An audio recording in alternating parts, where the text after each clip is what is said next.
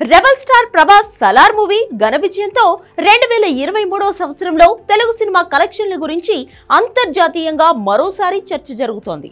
2023లో తెలుగు సినిమాల గురించి ఇంటర్నేషనల్ లెవెల్లో చర్చ జరగలేదని అనుకుంటున్న వేళ డిసెంబర్ ఎండింగ్ లో వచ్చిన సలార్ మరోసారి తెలుగు సినిమా సత్తాను చాటి చెప్పింది.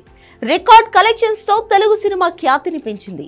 ఈ రోజుకి సలార్ సాధించబోయే రికార్డుల గురించి చర్చ జరుగుతుందంటే సలార్ ఎంతటి ఘన విజయం సాధించిందో, రికార్డులతో ఎలాంటి ప్రభంజనం సృష్టిస్తోందో అర్థం చేసుకోవచ్చు. సలార్ హిట్ తో కార్నర్ ఎగరేసుకుని తిరుగుతున్న డార్లింగ్ ఫ్యాన్స్ కి ఇప్పుడు సలార్ కలెక్షన్స్ కి సంబంధించిన మరో వార్త పోల్ ఖుష్ చేస్తోంది. సలార్ ఇప్పుడు హిందీ చిత్రసీమలో 200 కోట్ల రూపాయల మేర వసూళ్లను రాబట్టే దిశగా దూసుకెళ్తోందన్న టాక్ తో డార్లింగ్ ఫ్యాన్స్ పండుగ చేసుకుంటున్నారు. కేవలం మరికొద్ది రోజుల్లో సలార్ 200 కోట్ల మార్క్ ని అందుకోబోతోంది. షారుఖ్ ఖాన్ డంకీ నుంచి సలార్ కి గట్టి పోటీ వచ్చినప్పటికీ సలార్ తన సత్తా చాటడం సినీ వర్గాల వారిని విస్మయపరుస్తోంది.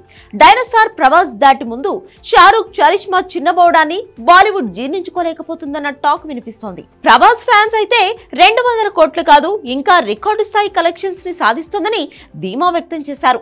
ప్రశాంత్ నీల్ దర్శకత్వానికి తోడు ప్రభాస్ ఎనర్జెటిక్ నటన తోడవడంతో సలార్ ఘన విజయం సాధించింది.